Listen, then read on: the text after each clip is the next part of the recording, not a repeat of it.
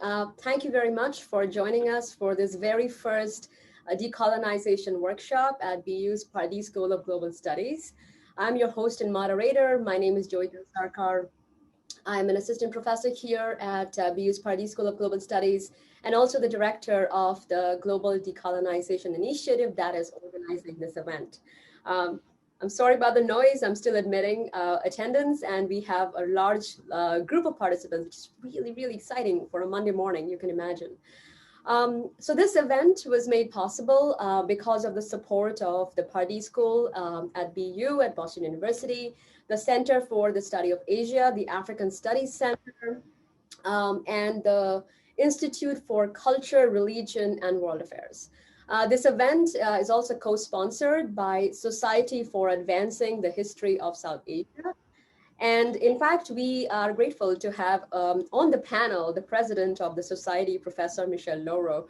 I'm grateful to her for co-sponsoring this talk and the other talks that are coming up later this month.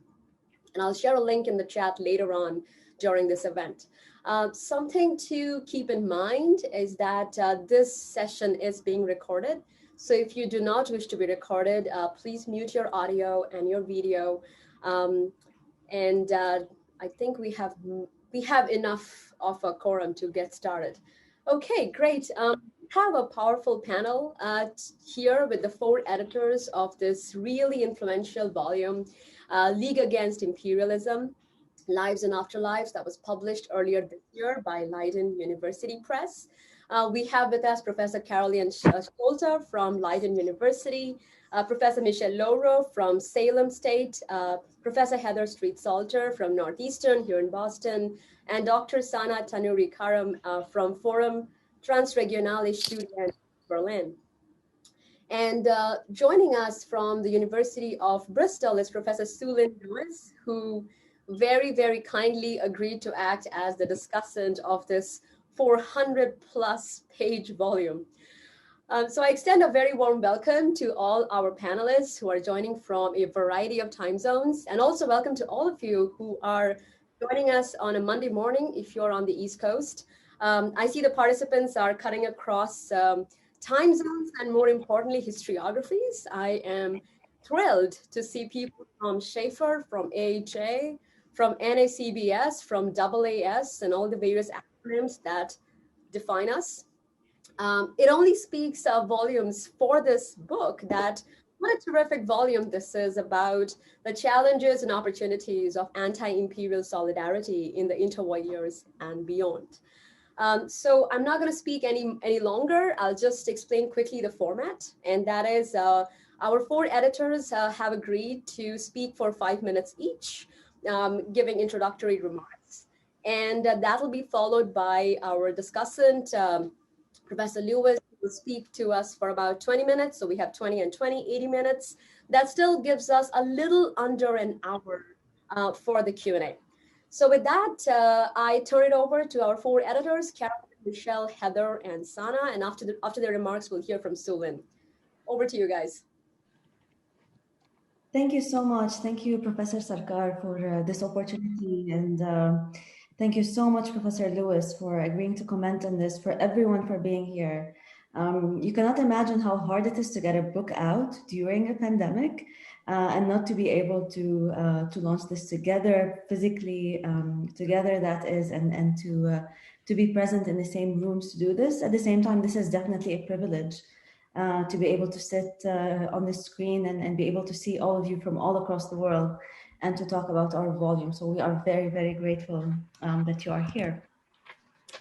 All right, so about the book, I'm going to start by introducing a little bit the League itself, and then to tell you a little bit about the book as in the form of an introduction before my other co-editors take over.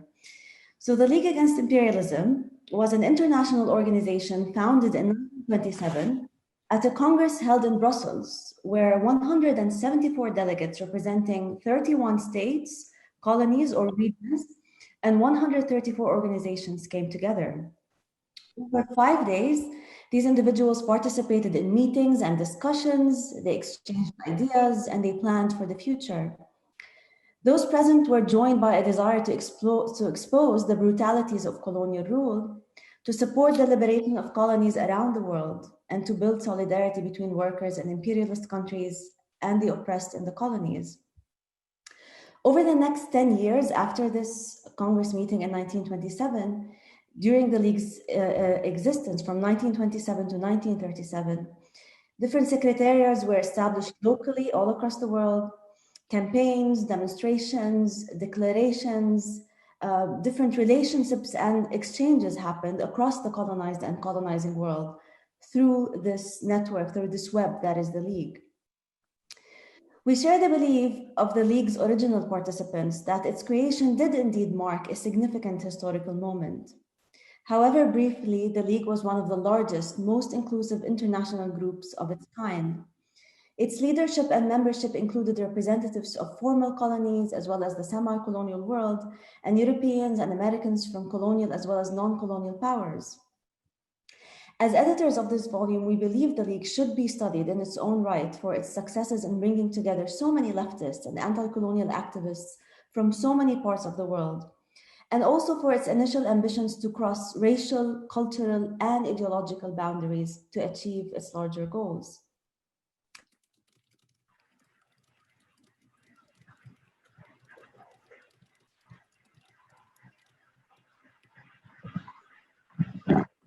Hello, can you hear me again? Okay, perfect. So in spite of its many high-profile participants and the global reach, the membership of the League remains relatively obscure and poorly understood in historical scholarship, with the exception of brief mentions of the League in various historiographies of internationalism and socialism, and one volume on book actually on this topic by Frederick Peterson. And often these accounts we found have produced and replicated inaccuracies about the members or the general narrative of the League. So as historians, we realize that in order to write a history of the League, we need to contend with linguistic diversity and archival breadth and dispersion across the geographical landscape. And therefore, we realize that this history could not be written by a single historian, but rather by facilitating a dialogue between researchers specializing in different aspects of the anti-imperialist movement, particularly those with expertise in the formerly colonized world. By doing so, we created a space for a global and transnational framework that moves beyond the categories of colony, nation, and empire to comprehend more fully the transnational nature of the 20th century world. So there are various historiographical interventions that we make in this volume, and I will not speak about all of them as my co-editors will do so. But I really would like to talk about the way that this volume actually has rethought certain categories within the interwar period. Now, the volume places the League as a product of the interwar period by highlighting the significance of that period, and especially of a post-World War I world, and how World War I actually shapes anti-colonial discourse in the various colonies, but also provides the availability of space in the metropole for anti-colonial activism during that period. So a lot of the contributions in the volume show continuity between the pre and post-war periods. So they show how anti-colonialism did not just emerge after World War I and in the interwar period, but also had certain legacies and certain a longer history in the pre-World War I period. But the volume also highlights how World War I shapes anti-colonial and nationalist movements in the colonized world, and how the interwar world, including, of course, the role of the Comintern, which we will talk a little bit about more today, provided that, that opportunity as well. So it was really the interwar period's fluidity and flexibility in ideologies and allegiances that allowed for this plethora of actors and their political adherences to converge in a place like the League. On the other hand, we also argue that the League itself was significant in the shaping of the interwar world, informing anti-colonial nationalism, communism, socialism, and pacifism in ways we have failed to see because of the contentious and all too brief history of the League's existence. I would like to turn over now the talk to Professor Heather Street-Salter. Thank you, Sana. And I echo Sana when I say thank you for having us to talk about this book. And also thank you all for being here. What a very strange year.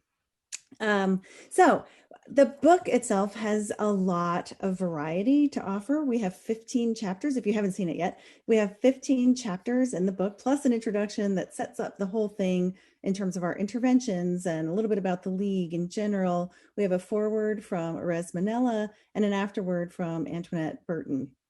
The chapters themselves deal with Latin America, North Africa, Sub-Saharan Africa, the Levant, China, Europe, India, and Indonesia, or the Dutch East Indies at the time. They deal with a variety of well-known and lesser-known activists, and they also explore internationalism, international communism, Black internationalism, and Afro-Asian solidarities. Now, Michelle and Caroline are going to talk a little bit about the two major themes of the book by addressing lives and afterlives. That's the subtitle of the volume. But I want to spend just a few minutes laying out a few of the main debates and interventions of the book. And there's just 4 that I'm going to mention. That's not all there are, but there's just 4 that I'm going to talk about in my 5 minutes. So the first has to do with the extent to which we should regard the League Against Imperialism as a communist organization, as well as the extent to which we should highlight the participation of the Comintern in it.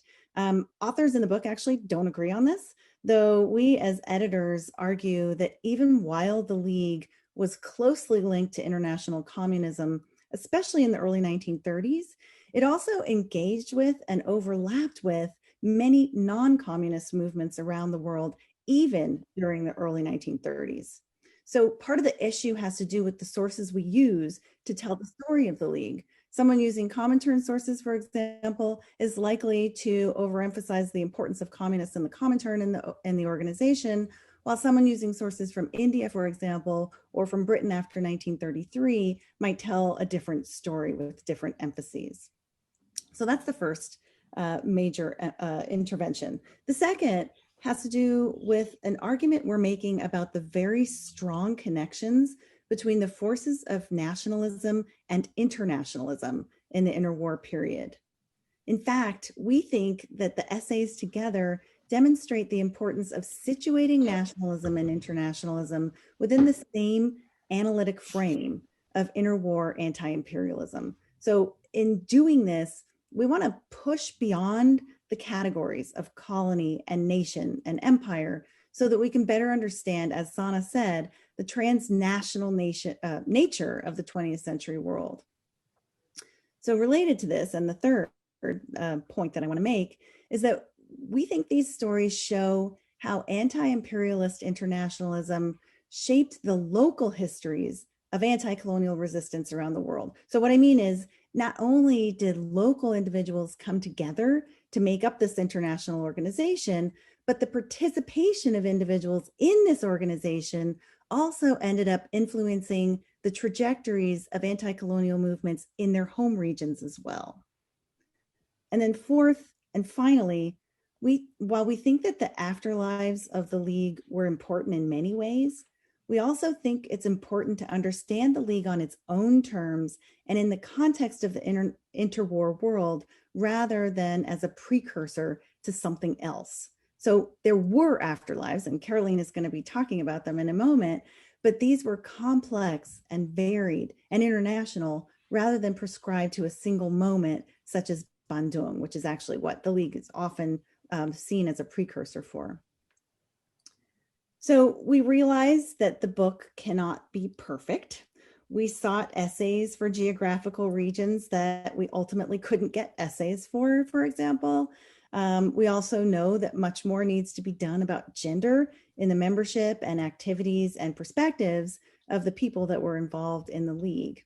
But at the same time, we're pleased that the volume represents a strong majority of the scholars and the scholarship that is currently being conducted about the League.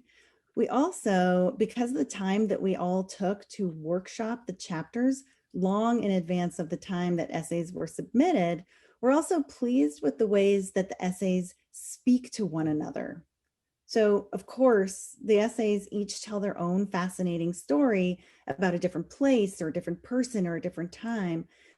But by working together to understand the much larger global story of the League, we also feel like the essays together tell a story that is really more than the sum of its individual parts. And so Michelle is now going to be talking about the first major theme of the book, which is the lives. Thanks, Heather. And I just want to echo what everyone else has said. Thanks to Dr. Sarkar and the Global Decolonization at 60 project. I'm thrilled to be here talking about our book and sort of launching what's going to be an exciting couple of weeks of events. So that's fantastic. And I also would be remiss without thanking also somebody in the audience. Susan Pennybacker, I know, is here. Her, as well as Ani Mukherjee, joined us as we were thinking through this project. We invited them to sort of give us comments. And so when Heather talks about how this book comes together as a cohesive whole, it's thanks in many ways to Susan, to Ani Mukherjee, to Arizmela and Antoinette Burton, who gave us critical feedback early on. So I did want to note that. We took apart sort of the book, and in many ways, Heather and Sana talked about the League Against Imperialism and the project that we put together here. And I'm going to talk about the lives, and Caroline will talk about the afterlives. And so it's one of the central arguments in this book that the lives of the League Against Imperialism were essential building blocks of global anti-imperialist networks of the interwar world. And many of the essays in this volume take one of the lives of many lives in order to shed light on some of these global narratives and global histories. And I realized when we were preparing today that we didn't have any images to put up and share on our screen. And in some ways that's okay for Zoom. It can be a little tedious, but this particular volume is full of fantastic images of the many lives that came to participate in the League Against Imperialism, both in Brussels, as well as in the various other meetings and networks that the League facilitated and coordinated. So this is just one of many images to give it sort of a plug. Informal images, portraits from the 1920s, which, you know, inevitably no one's really looking at the camera and all of their eyes are closed, but images nonetheless.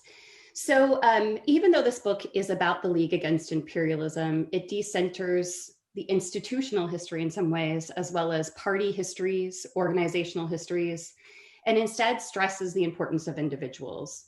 As Christopher Lee's chapter and contribution on South Africa and Alex Laguma suggests, the volume approaches the complexity of this rich history of anti-imperialism by emphasizing the usefulness of biography for approaching broader global trends. So I thought that was a really good quote, and I'm glad Chris is actually here.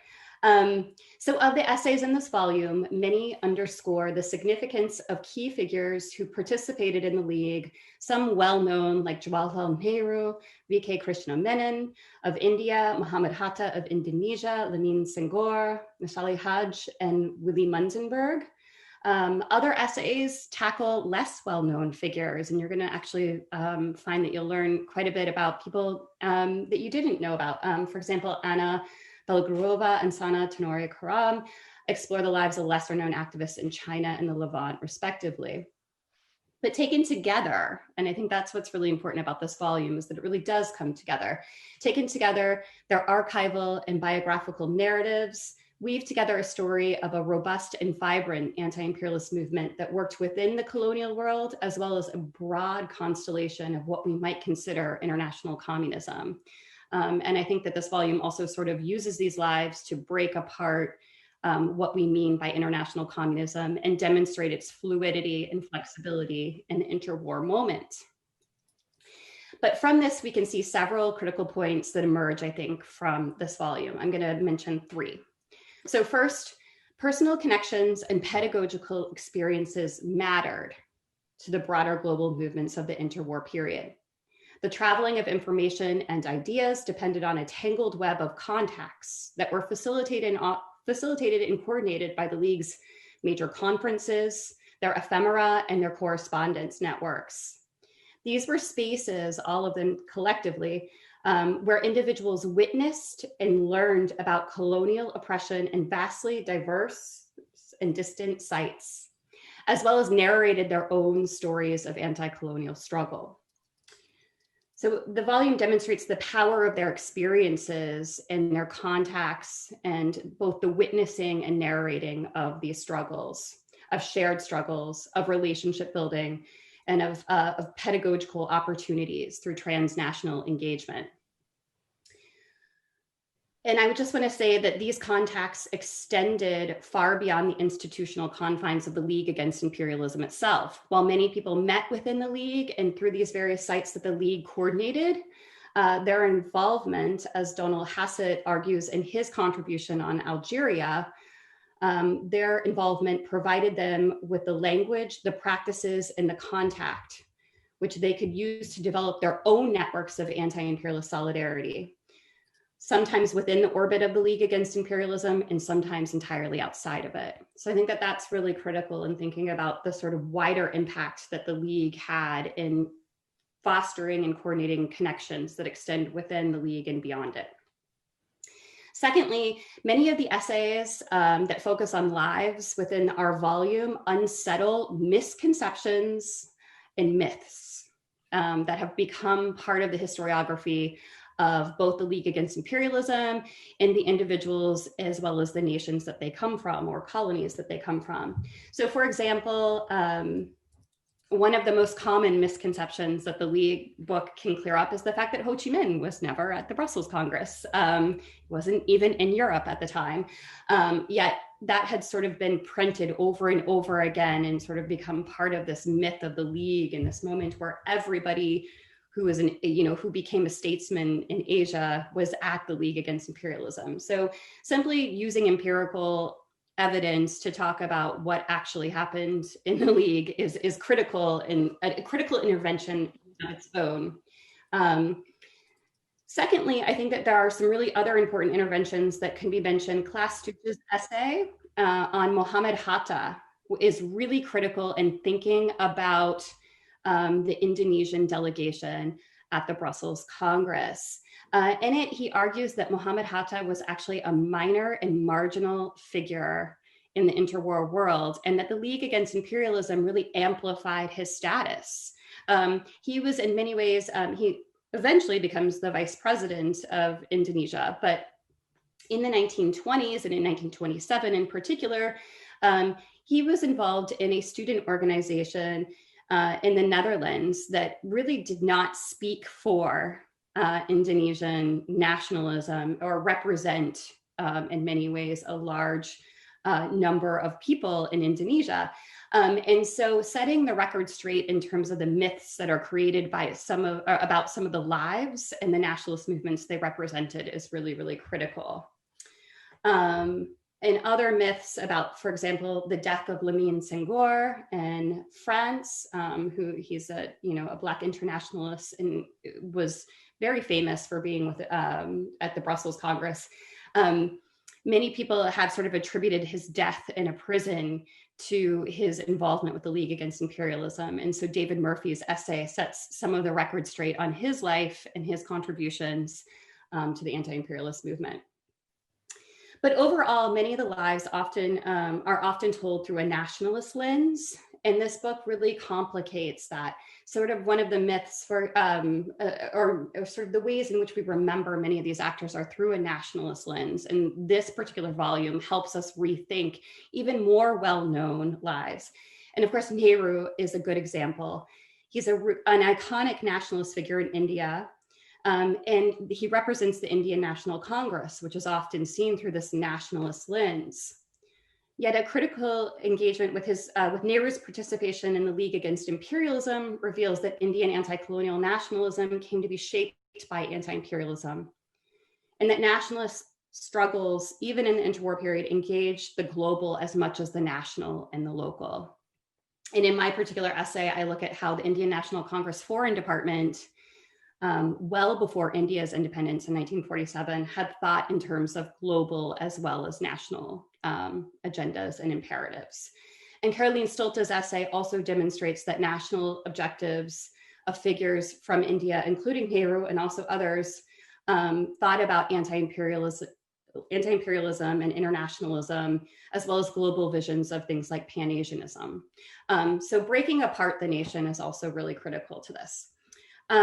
Finally, and this connects with Caroline's discussion, and I'm going to turn it over to her, the lives in this book enable us to ground complex histories of global scale and trace origins, continuities, and changes over the course of the 20th century. And that kind of ties into the afterlives. So the volume unpacks the myth that the League led to Bandung, as many essays here really tackle that sort of teleology from Bandung reading back, and rather forces us to think about interwar history in its own time and provide empirical evidence of connections and disconnections with decolonization. And I think that's a really great sort of segue into what Caroline can talk about.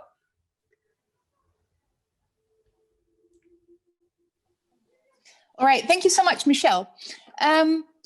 Yes, so we had this fabulous launch planned in Leiden with a full day symposium and drinks and everything. And after the disappointment of not being able to launch this book in the real world, we waited for a bit to see if the situation would change. So thank goodness for Jay, thanks to whom we are able to have this gathering today. So for those who are interested, we are organizing finally a launch on January 13th, in which the contributors of the book are going to be participating as well. So stay tuned for that too. But now the afterlives. We were deliberate in carrying the story we wanted to tell beyond the Second World War, and more importantly, beyond the attainment of political independence, for which the original participants in the Brussels Congress had been fighting. So for those who are less familiar with the story, Sukarno of Indonesia famously referred to the Brussels Congress at which the League Against Imperialism was founded in his opening speech at Bandung, which is always cited, including in this volume, as proof that the League Against Imperialism continued to be a reference point in the Third World Project. So I'll just repeat the quote here. So at Bandung, he said, "Only a few decades ago, it was frequently necessary to travel to other countries and even to other continents before the spokespersons of our people could confer. I recall in this connection the conference of the League Against Imperialism, which was held in Brussels almost 30 years ago. At that conference, many distinguished delegates who are present here today met each other and found new strength in their fight for independence." So among the people in the audience that day in 1955, that was especially true for Nehru and Mohammed Hatta, but not exclusively so. But we wanted to try and build the post-war afterlives of the League Against Imperialism on more solid ground than Sukarno's speech, however famous it was. So that's why the closing chapters of the book offer some exploratory avenues, so to speak, for building those afterlives. Historiographically speaking, I think it's safe to say that we're currently in the midst of completely rethinking Afro-Asianism as a movement, right? All its constituent parts are being deconstructed, examined, put back together as a movement that wasn't just about diplomacy or even just about social and political movements, but about individuals, about journeys, ideas, intimacies, actions. And I'm not a fan of overusing the word era, so I'll be content to say we wanted to examine the afterlives of the League during the Afro-Asian moment, right? Even if that moment was a few decades long. So in order to honor the fact that the League Against Imperialism and indeed interwar internationalism itself were politically and ideologically diverse and included much more than just the future presidents and prime ministers of states in waiting, we didn't want to close the story of the League by narrowing it down to the nationalists that succeeded, so to speak.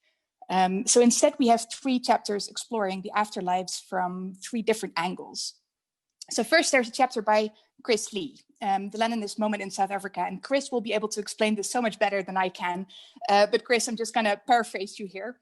It's about the life of writer and activist Alex Laguma, right? So focusing on Laguma's book, A Soviet Journey, Chris Lee shows the longevity of the ideas espoused at the 1927 conference. And there are several layers to the story, but just to, spoiler alert, note a very direct link. Alex Laguma's father attended the Brussels conference as a delegate of the Communist Party of South Africa. And we see the League heavily influencing the Laguma household. We also see how the League was part of cementing a coherent strategy in South Africa for the Comintern, auguring in sort of these longer term tactics. So rather than emphasizing institutions or political parties, what Chris does is sort of stress the importance of individuals, but also how biography can be a really helpful way towards laying bare these global diachronic trends. So next, there's my chapter called Towards Afro-Asianism, ? So rather than people, I examine rhetoric. What ideas, what narratives were used to create a discursive regional unity at the Brussels conference and then later at meetings like it. So how were particular images of shared histories, civilizational units, but also lived experiences employed for that purpose? Who did it include? Who did it exclude? So from the moment the League Against Imperialism was founded, the cartography behind the regionalist rhetoric of anti-imperialist internationalism was really a shifting one. So the anti-imperialist regionalism of the League was meant to expand along with the decolonizing world. And in this sense, I conclude that the Afro-Asian People's Solidarity Conference in Cairo in 1957, 30 years after Brussels, was actually the closest approximation really of a spiritual successor, so to speak, to the Brussels conference, in terms of people, in terms of the types of movement represented, but also in how that same rhetoric was used, albeit adapted then to a Cold War context. And then rounding out our section on afterlives is Jeff Byrne, who looks at how the concerns of post-colonial internationalism were institutionalized. So by looking at the stretch from Bandung to the Tricontinental in Havana, which expanded this geography of anti-imperialism even further, he shows how international institution building was an essential facet of the continued struggle against the imperial order on a global scale, and how the League Against Imperialism sort of functioned as a blueprint for that same institution building. So that's kind of a tripartite approach to thinking about these longer term trends that were set in motion by the League Against Imperialism. Roughly speaking, biography, ideas, and institution building. So we believe that there are many more stories to tell far beyond the confines of this volume. But with this section, we wanted to emphasize really that this was not a history that ended with the demise of the League itself in the later interwar years. And I'll turn it back over to you there, Jay. Thank you.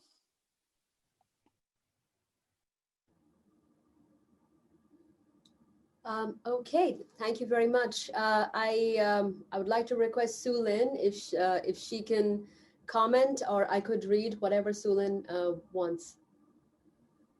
Thanks, Jay. And thank you, everyone. I'm just having a bit of a facial nerve pain issue, so if I stop speaking and Jay has to take over, that's why. So I just want to begin by congratulating the editors and the authors on what is truly a brilliant achievement. The book fills a massive gap in connecting the story of interwar internationalism with decolonization.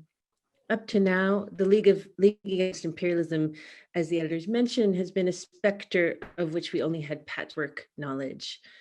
Frederick Peterson gave us a story of the League through a valuable story of the League through the Moscow archives and the Comintern. And the League was mentioned as an important and formative moment in the lives of anti-colonial nationalists, including some of the founding fathers of India and Indonesia. But we really lacked a connected story of this very important organization, which the book now gives. The League Against Imperialism was often known in the historiography of decolonization as a starting point and the backdrop, as the editors have mentioned, for instance, of the 1955 Bandung Conference. Sukarno's opening line, which Caroline has said already, was one that was uttered even though he, for one, was never at the LAI. And while it is true that the LAI provided the chance for some of the Bandung's delegates to meet for the first time, as including Nehru and Hatta, as the authors remind us, seeing the LAI as a precursor to Bandung blinds us to the specificity of this historical moment of February 1927 and the kind of imaginary that was promised there. For one, as Michael Goebel reminds us in the first chapter of the volume, this was not simply an Afro-Asian imaginary, but a tricontinental one that included Latin America, well before Cuba's official tricontinental in the 1960s, and one that connected left-leaning activists and campaigners on these continents to those in Moscow, Brussels, Berlin, Paris, and London. For another, it was aided behind the scenes by the impressive organizational machinery of the Comintern, and was driven by the promise of a united left, included communists, socialists, anti-colonialists, and trade unions.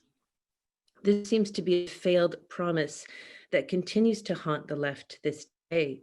The post-colonial era was and is constantly plagued by these splits and fractures in the left.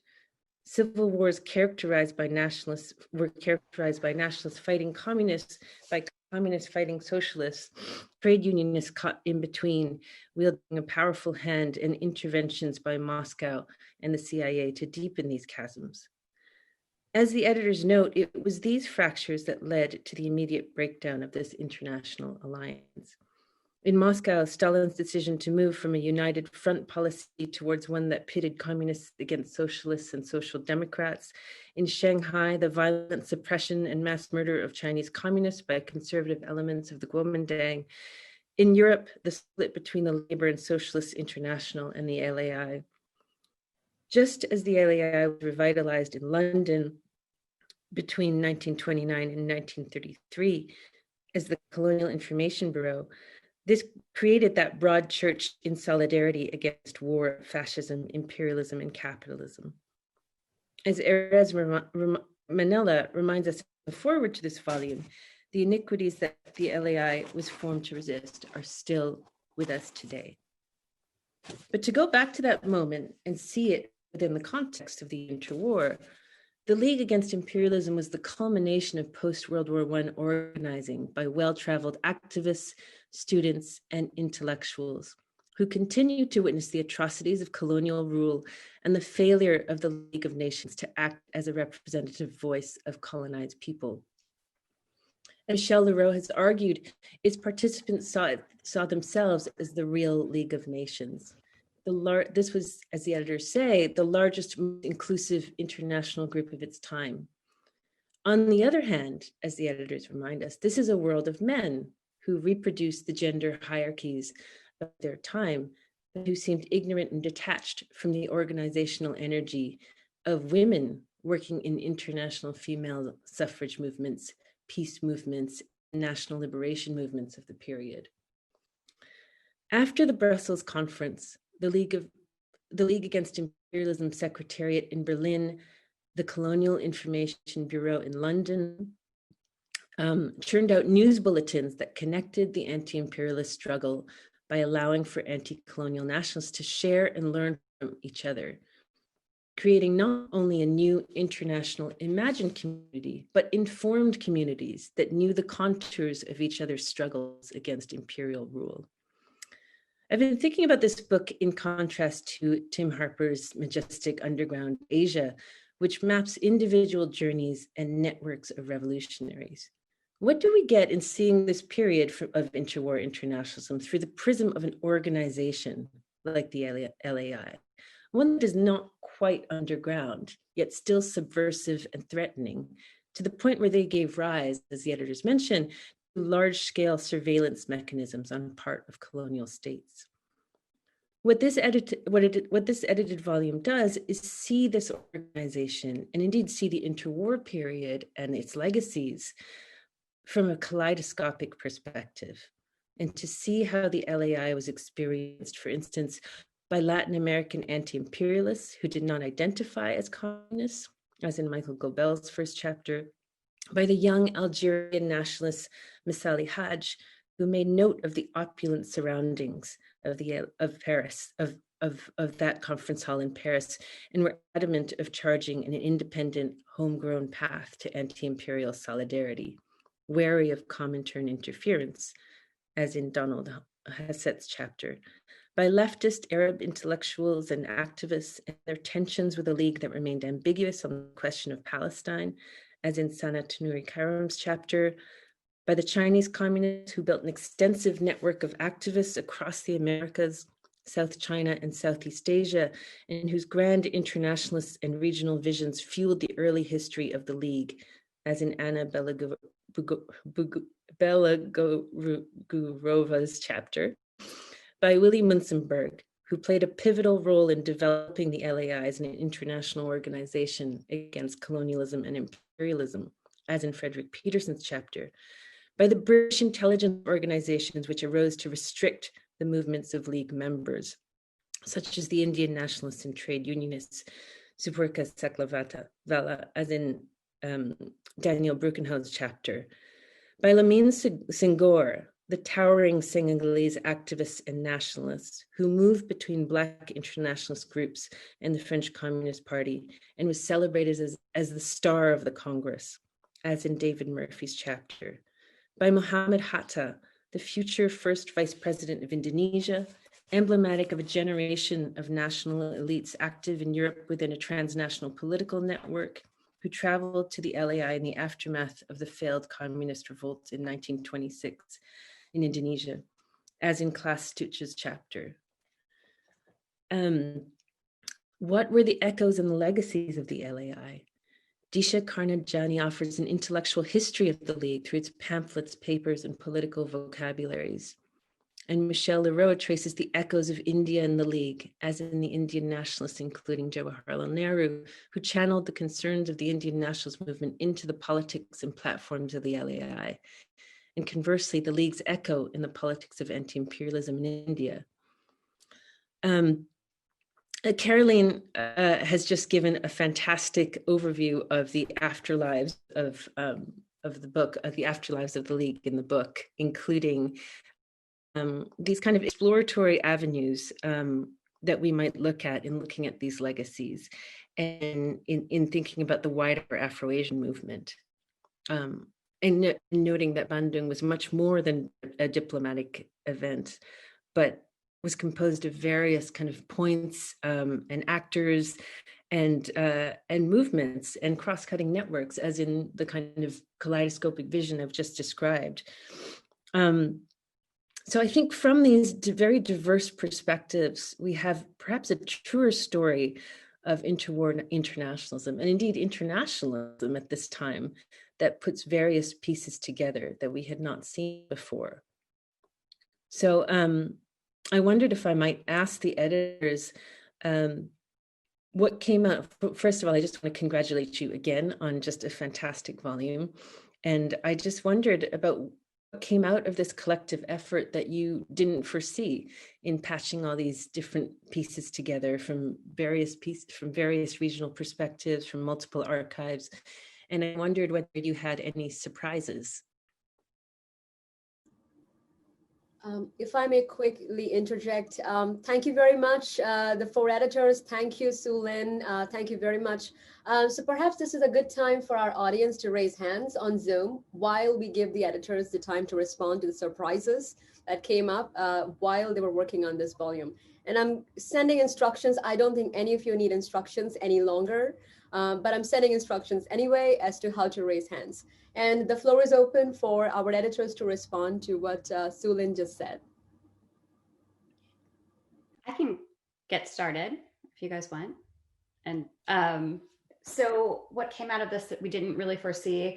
I mean, I guess we should have foreseen that there were no women in our story. We were really excited about bringing together all of these contributions that talk about geographically diverse peoples and movements, but the absence of women and then our search to find women and gender as a framework of analysis was difficult. And I think that's really a space for, I think that there's some really cool works out right now on sort of women in the communist movement.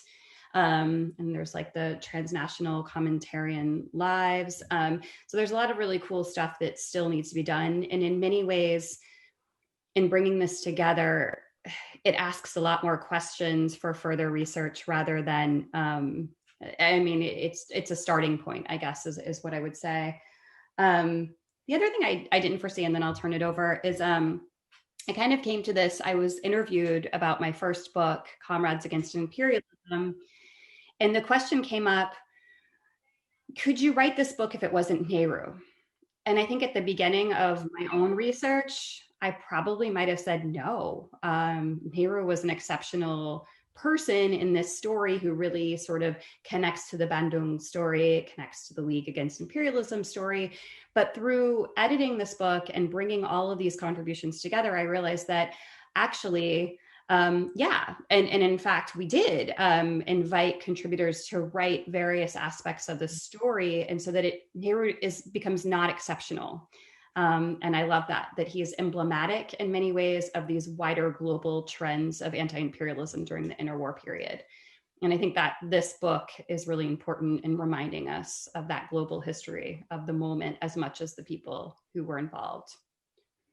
I can jump into a little bit about the surprises. So first of all, I was very surprised because I was already friends with Michelle when I realized that she was working on the League Against Imperialism, and then Sana was already at Northeastern when I was like, oh my gosh, we're all working. And then Caroline too, who we're already friends with. So the four of us are already friends, and realizing that we were working on this all together in different ways.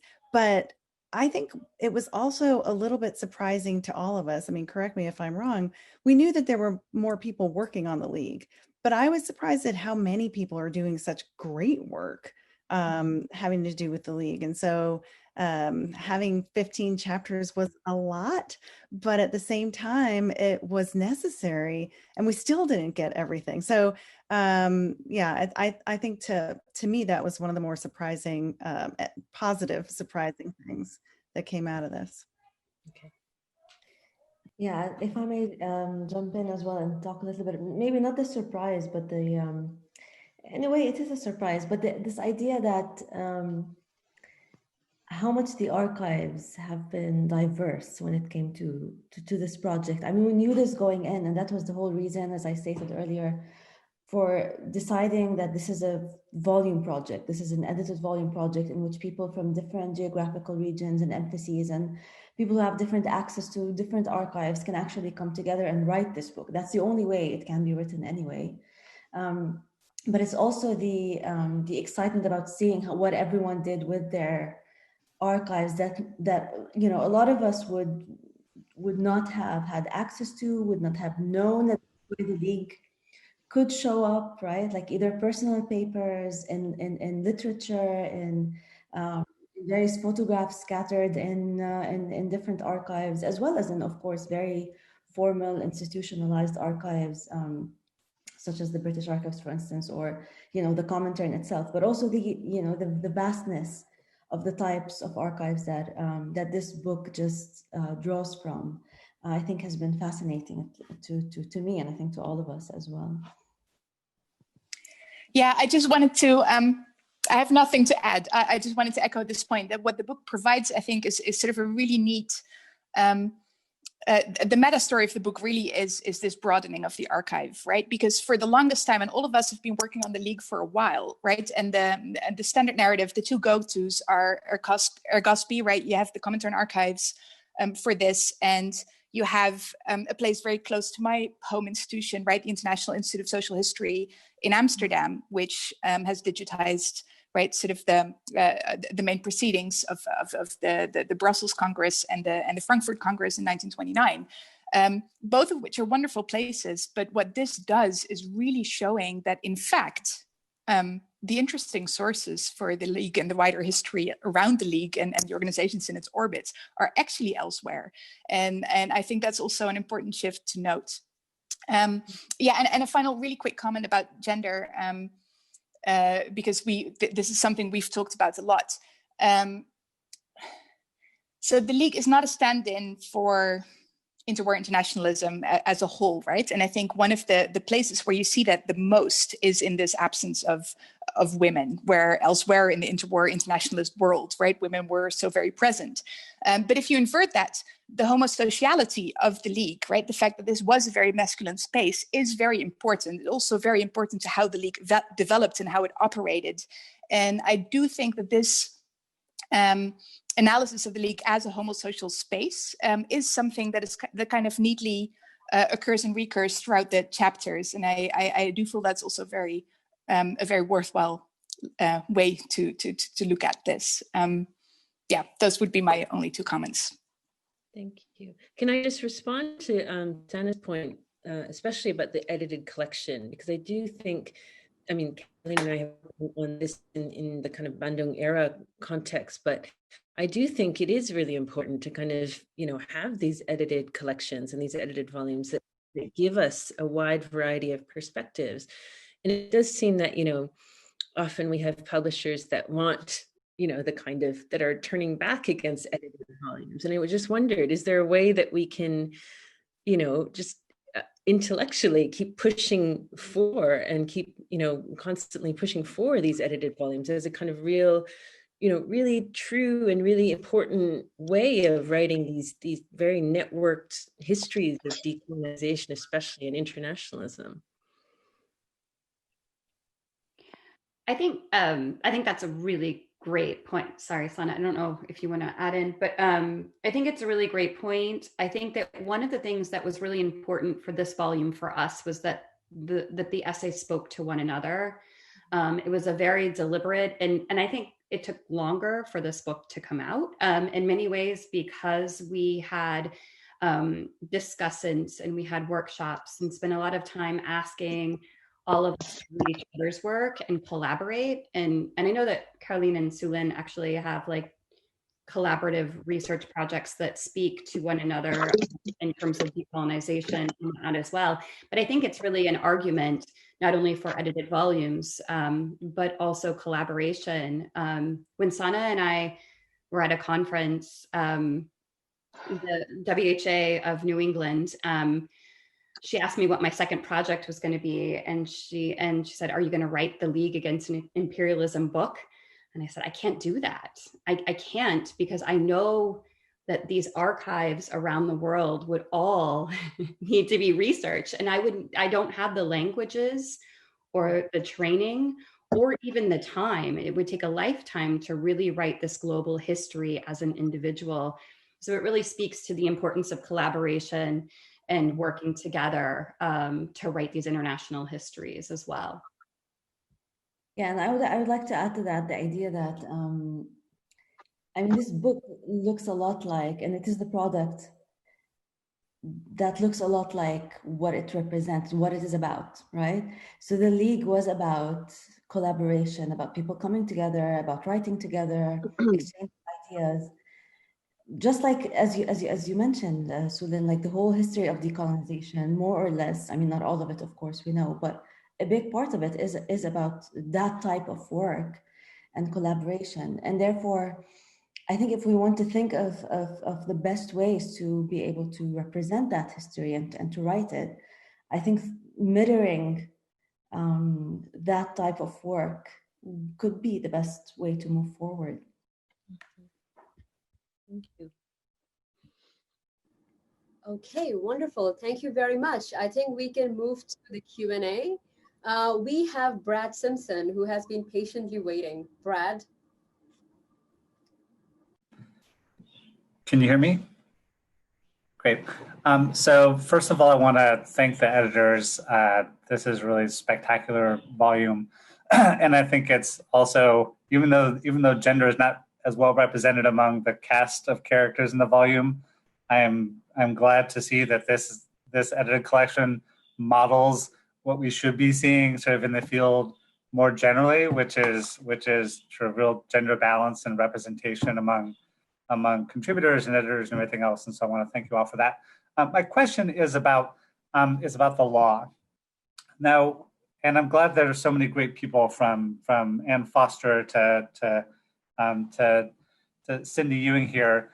I'm wondering if you guys in editing this volume had thought about the relationship, or if the contributors thought about the relationship between the League Against Imperialism and international law as part of the project of anti-colonialism and anti-imperialism in the interwar period. If we're thinking about sort of precursors and afterlives, you know, of course, that a lot of these figures had a critique of international law that was grounded in their radical politics, and that people such as Chris Dietrich argue helps to lead to the formation of what we now think of as third world international law, especially with regards to oil and everything else, and the formation of the UN. Did you guys have a conception, or do any of the authors who want to comment have a conception of a League Against Imperialism, Critique of International Law, and of internationalism and sort of international solidarity as one possible answer to existing international law, or as a way of prefiguring what an anti-colonial vision of international law might look like?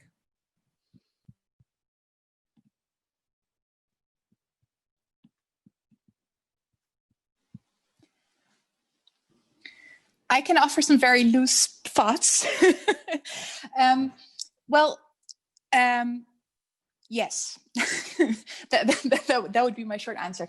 Okay, so and this is particular what we talk about in the introduction for a bit. There's a real sort of a part of the raison d'être for the League Against Imperialism was also the fact that it was not the League of Nations, right? And to a very large extent, and the name League Against Imperialism was a deliberate reference to the League of Nations, right? So the emerging international legal framework that the interwarriors were seeing partly inspired the fact that people felt the League Against Imperialism was necessary, right? So that emerging framework, I think, is very much and the resistance to it, part of sort of the founding story of the League.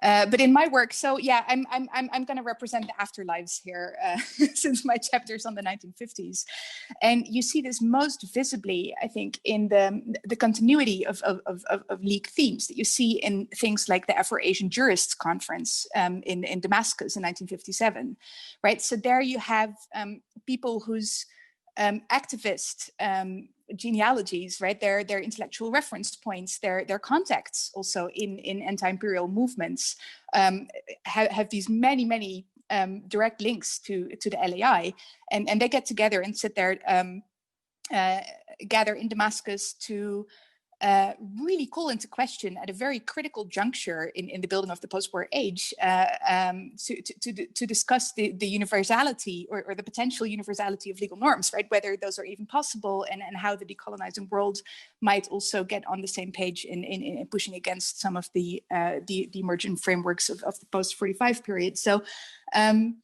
I know there's very exciting work being done on the Afro-Asian Jurist Conference, and it's not being done by me. There's Ansvi Schopfel, among other people. But I think that could be a really fruitful avenue for thinking about law in this way. And I'm really hoping, I think there's going to be some exciting work coming up on that. Great. Thank you very much. We have a question in the chat, David Webster, who had to leave. So I'm going to read out the question for our panel. He says that on the League Against Imperialism and the Bandung moment, I'd wondered if Sukarno quote is especially overmentioned, and Sukarno's speech was mostly written by Molly Bonden, an Australian working for the Indonesian Foreign Ministry. Do we need to see the people behind the scenes more in this type of work?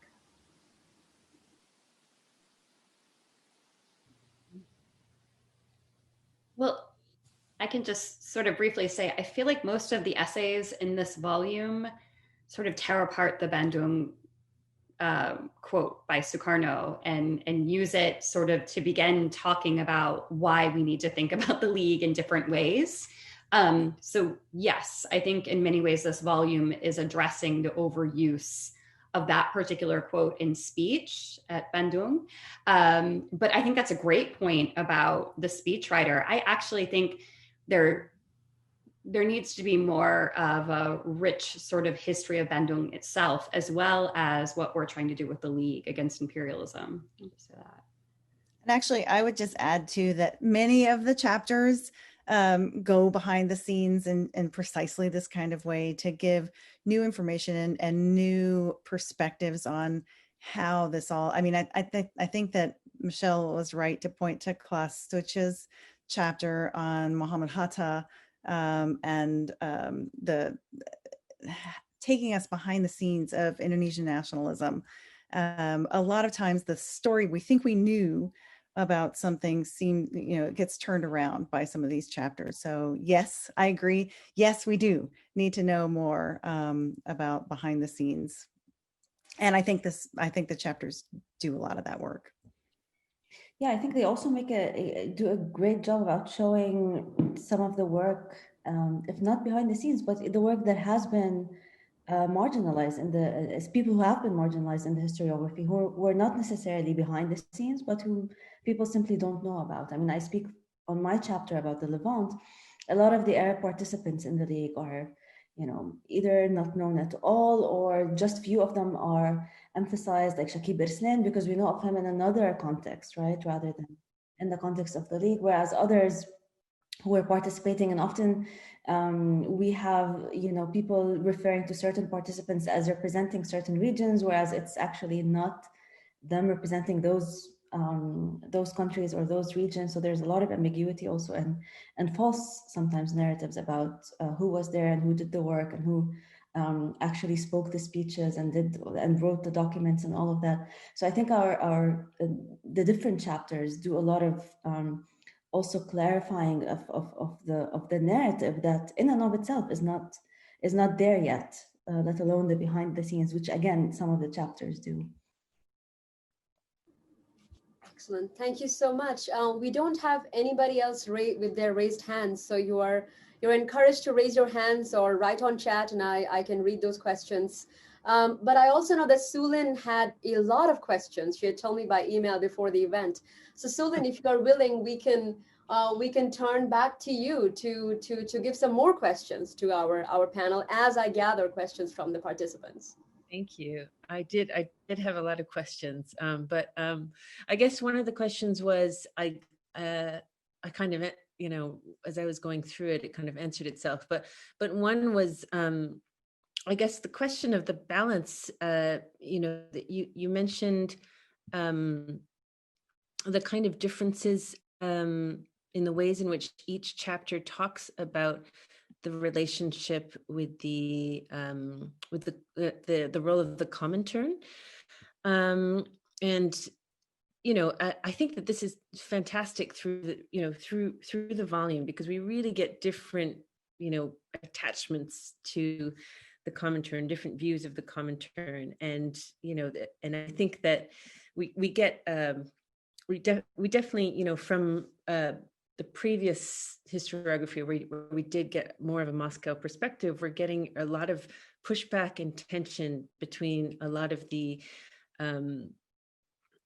participants in terms of their attachment to communism, their uneasiness with it, and you talk about the way in which different participants have give a different weight to the role of the Comintern through the volume. And I thought that was fascinating. And I wondered, I guess, about, I guess that is the story of the League. I mean, it is, and I wondered, I mentioned a lot of that in my introduction, this kind of, the role of the splits and the left. And I wondered about the role of ideology and in the League, and would it have been possible without the Comintern? Would there have been some other kind of organization that emerged, or did it need that kind of organizational machine to bring all these different participants together? Michelle, maybe you want to take that one, since you deal with that a lot in your book. Sure. I mean, in a lot of ways, a lot of sort of what I wrote in my book kind of addresses Frederick Peterson's sort of history of the Comintern. And in many ways, his history is a history of Comintern sources. And I think it might have been Caroline who sort of had said, in what our introduction sort of outlines, this is really an archival story from the periphery, and the bringing together of colonial archives and in conversation with international communist archives and perspectives. So it's not a history of sort of party doctrines and ideologies, as much as it's a conversation, a fluid conversation about how those ideologies can work in different contexts and from the sort of perspectives of those not in Moscow, who may have traveled to Moscow, but certainly were not there.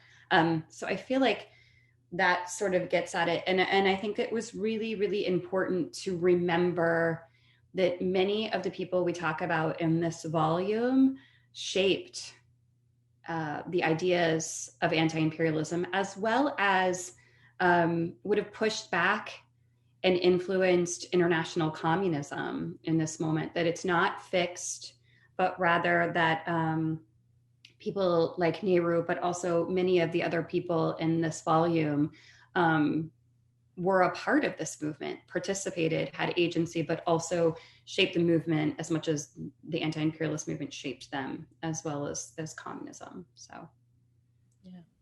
And we realized that this was, sorry, Caroline, did you want to go? No, go ahead. I was just going to say, we realized that these tensions were an issue at the time, and also that they continue to be an issue in terms of how the historians represented in the volume see this. And we decided we didn't want to paper over that. We wanted to sort of make it explicit that these are still tensions that exist in the interpretations today. It's messy. It was messy then. It's still messy.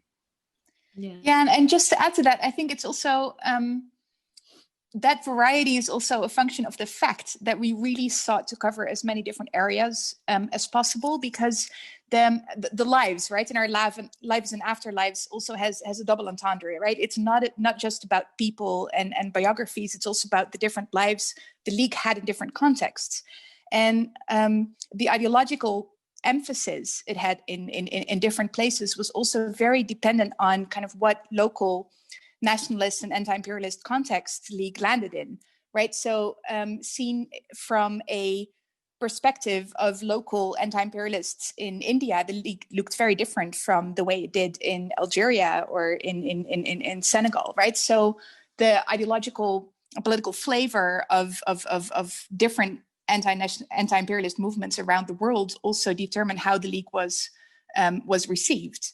So yeah, in that way, yes, it's a function of sources that we use, but it's also a function of these different contexts, I think. And it's one of the things I really like about the book is that you also see how the League in its own time was viewed very different from one place to the next. Thank you. Great. Thank you very much. Did the other editors have to add anything? Am I interrupting anyone? I was just going to add, though, but it does also bring up, I mean, there's this tension within our story, but there is, I mean, we cannot underestimate the inspiration and importance of the International Communist Project and maybe even the Soviet Union, symbolically speaking, to many anti-colonial activists who were not necessarily communists. I think that that's really coming out in a lot of not only this book, but also a lot of the current literature on international communism and interwar period, is that even for someone who may not, like Nehru, who wouldn't necessarily be examined in terms of his relationship to communism, to reevaluate how inspirational and how important that was. And so were the funds. I mean, particularly when you look at the later years of the League, the funding from the Communist International makes it really important. It doesn't dominate in the way that, you know, or at least a lot of us have pushed back on it dominating, but it certainly does matter too. Yeah, and I would like to add to that also the idea that I think what this volume does is show how, you know, traditionally we talk about the Comintern as this organization that more or less sought to have more control, to have influence, especially in the colonized world, right? I think what this volume does is it shows that local actors, historical actors themselves found opportunities within the Comintern. So kind of, I don't like the word used, but they kind of used the Comintern and certain, you know, opportunities that the Comintern created, whether it was the League or other opportunities as well, to kind of, you know, make their voices heard. So if it is through the Comintern, yeah, sure, why not? We'll do it, as long as it provides a, you know, a global stage through which we can talk about our issues where no one's listening to them, right? So I think this reversal in perspective as well, that not only gives agency to these individuals, but also shows, you know, their different options that were available and how they use these different options to make their voices heard. And I think this story is part of that as well. Thank you. Can I just add one more thing? Jay, I know there's another question, but I kind of, you know, I thought this was all just so wonderful, but I wonder, there is one line, and maybe it is, I'm not sure, there is one line where you talk about the fact that this is writing history from the periphery. And I did feel a bit uncomfortable with that term, because I do think, you know, actually these are, you know, these are not peripheries at all. These are histories. So, you know, these are distinct national, these are written from distinct national and regional histories as well. And, you know, if we are serious about this task of, you know, provincializing Europe, provincializing Moscow, and thinking about writing history from the perspective of the global South, do we need to just abandon that language altogether and just really, I mean, I know you complicate the term, and because you talk about, you know, that we can't write the history of the international without a distinct understanding of the national. But I wondered about, you know, why we even have to use that term, the periphery. No, that's a great point. Michelle, sorry. I was going to say, in terms of writing against the institutional history of the League Against Imperialism specifically, the center of the organizational history is in Berlin and Moscow, or at least the way it's been told. So in that way, sort of peripheralizing meant sort of getting out of Berlin and out of the Moscow sort of context, but it's a great point. You're right. Yeah. Okay. Yeah, I think that was the intention, but it was, but perhaps the language needs to be abandoned. Okay, I hope I'm not interrupting our panel as I give the floor for a few minutes to Aris Manella, who could make it, and he has written the preface, and I've requested him to say a few words because I know he has been part of this endeavor for a while and absolutely enjoyed the process and the outcome. Thanks, Jai. First of all, sorry for being late. And I won't take up much time because, well, I've said most of what I wanted to say about the volume in the preface, and also I see there's a couple more questions in the chat and the blue hand section. First of all, I just want to say again, I've said it before, I want to thank Heather and Michelle and Sana and Caroline for involving me in this project, from which I learned just a tremendous amount. And as I'm sure was mentioned at the beginning, where the part that I missed, one of the things that makes this edited volume so good, so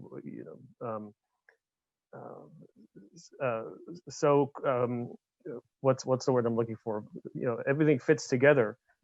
Is the fact that there was the different chapters were workshopped. You know, they're submitted as drafts, and then everybody had a chance to talk about them and read other people's work, and then revise the work in ways that spoke to the other chapters even more. And besides that, to begin with, I think the topic was well framed and well conceived by the editors, which made it easy for the various contributors to fit their chapters together. So to the point that was made before, and it's a point I think about a lot because I co-edit with Heather actually, a series in Global International History for Cambridge University Press, what to do with edited volumes. And we've all seen edited volumes like this one, which are absolutely terrific and really move the field forward. And we've all seen edited volumes that are not as good, and where individual chapters might be good, but they kind of run in different directions and don't really hang together well. And I think one of the answers to this question about how do we get, it's true that editors and presses don't like edited volumes. They have this conception that they don't sell, which is a bit puzzling to me, because most academic books don't sell in general, whether they're edited or not. So I think one way to get over this preconceptions of acquiring editors and others at presses is to produce edited volumes like this one that really push the field forward and really fit together, and not only don't have some of the vices of edited volumes where things don't really work together, but also show some of the unique advantages of collaborative work. No one person could have written this, could have put this together, as Michelle was saying earlier. Only a collaborative project could have done it. And so I think people like myself in a position to kind of argue this, make this argument to publishers. It's part of our responsibility to try to make that, on the one hand, to try to encourage the production of edited volumes that have those advantages, that leverage the advantages of collaborative work, and on the other hand, to highlight to publishers why it's so important to support this kind of work. And I've long thought in general that the discipline of history doesn't reward or appreciate as much as it should collaborative work, for promotion purposes and career advancement purposes. It doesn't count as much as solo work, and other disciplines have figured out ways to count and give people credit for collaborative work, which is incredibly important. So I think this provides us with more ammunition. This book provides us with more ammunition vis-a-vis the publishers, and to show them, look, this is how it should be done. The only other thing that I'd like to say is that one of the big things I learned from this volume, beyond all the details, is on the one hand how closely interconnected and intersected anti-colonial activists in different parts of the world were in this period, 1920s and beyond, but also how many different frameworks and how fissured this world was. Because we in this story that this volume tells, we see people coming in who are, as people have already said, some are communists, some are anti-communists, some are somewhere in between. Some are pan-Asianists, others are pan-Islamists, others are pan-Africanists. Others have different sort of projects and conceptions. Some emphasize anti-capitalism, others, particularly the Europeans involved, others emphasize anti-imperialism. And the ways in which these various perspectives refract, I think, not only help us to understand this period of the 20s and 30s, but also really throw new light on the Bandung moment and beyond, on anti-colonialism in the 50s and 60s and post-colonialism and beyond that. So I think this is a really important volume for the study of transnational anti-colonialism more generally throughout the 20th century, not just in this particular period. I'll stop there. Can I just add, thank you so much, Erez. It was also such a pleasure to work with you and Susan and Antoinette and Ani during this, but nobody has mentioned it yet in terms of teaching with the book. And I would like to say that I'm just finishing teaching a class, an upper division class, undergraduate, on the history of imperialism and colonialism. And I had to pack a lot of stuff in because it starts in the 16th century, but I did assign the introduction to this volume because I wanted something on the League and something that deals with internationalism. And it was such a big hit with the students. They were like, coming to class the next day on Zoom, of course, they were like, why have we not heard about the League Against Imperialism?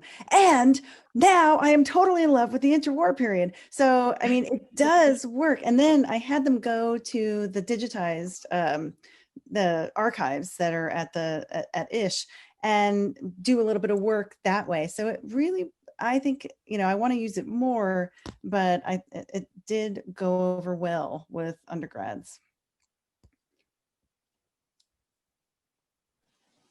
I should probably say that I have two daughters, twins, who are now going, who are freshmen, first years at Northeastern, which is Heather's university, and I keep trying to tell them, you must take a class with Heather before you graduate. Hopefully they'll do that.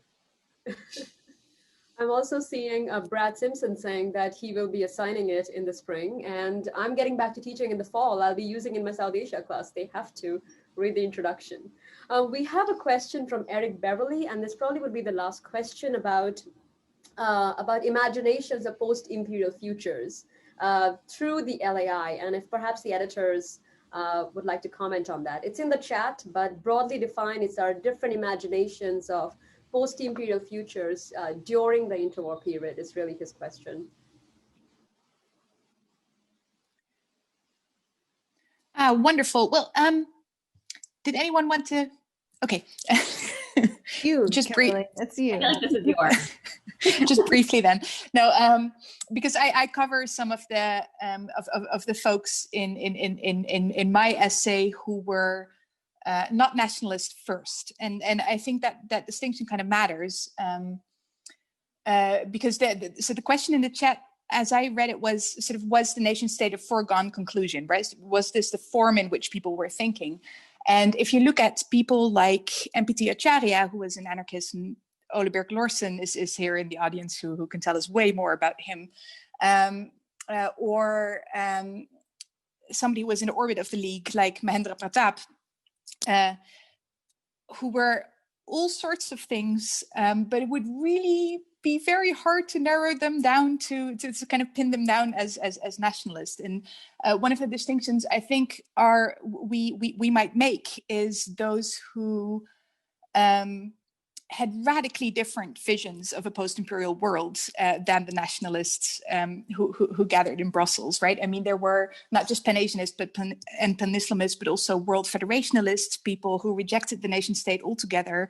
And there were a lot among those who really worked very well with the nationalists, especially in the late 1920s. And I think that is key, right? So this is a moment in the interwar years, right, in sort of this openness of the 1920s, in which it was quite possible to sit around the table with like a hardline nationalist and a Pan-Asianist who is quite happy, who are quite happy to work alongside each other, where the Pan-Asianist will sort of understand that national independence might be a step towards later federationalism or a super state, or a nationalist participating in a Pan-Asianist product who is quite happy to sort of see autonomy emerge as a byproduct of Asian federation, right? So these are not exclusive categories at the time. And that's also why I wouldn't say that the nation state is sort of the foregone conclusion in Brussels.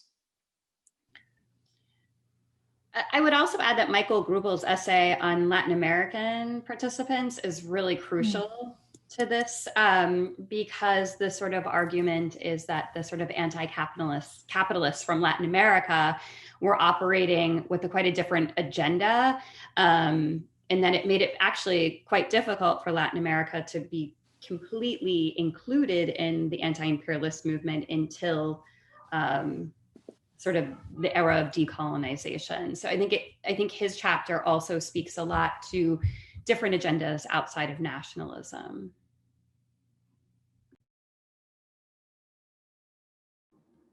Okay, we have reached the end of our time, but we still have some time for the editors to make final words, last words, before we wrap up. And I would like to thank all of you for joining us. I mean, this is a wonderful panel and a terrific way to start the decolonization events this December. I am so grateful to the panelists. I'm so grateful to the participants.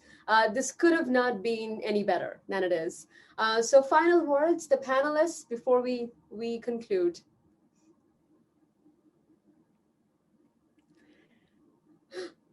I guess I would just say again something about collaboration.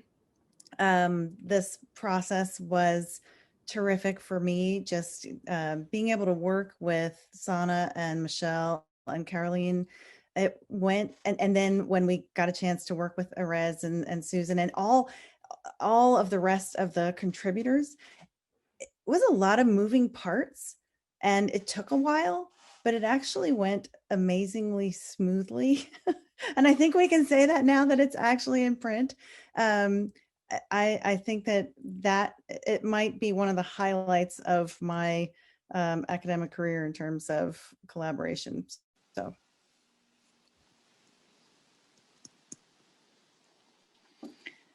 Yeah, I can only agree. We had so many contributors who were just absolutely amazing. And for those of us who have edited too many things, right, we know how hard the process can be and how hard it can be to sort of point everybody in the same direction.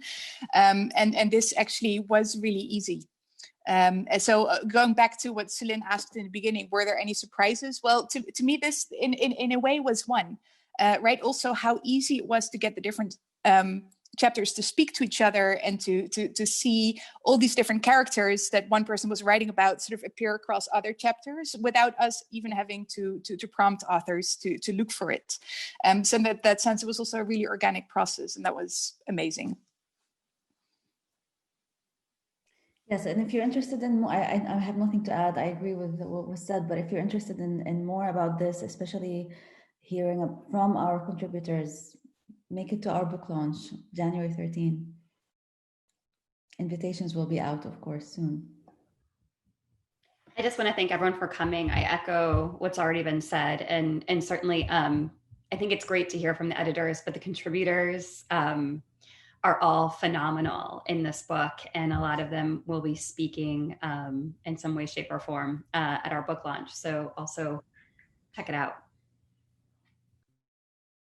Okay, great, wonderful. Thank you everyone for this enthralling conversation. I have something in the chat that tells you about the next book talk, which is on Wednesday. It's Cold Wars by Lawrence Luty. And then one more next week, which is Andy Rotter's new book, Empires of the Senses, on India and the Philippines. Please join me in thanking our panelists. We can use the reaction perhaps here and physical applause as well. Thank you very much. And I wish you all a wonderful rest of Monday and rest of the week. Thank you very much. Bye and take care. Thank you. Bye. Thank you.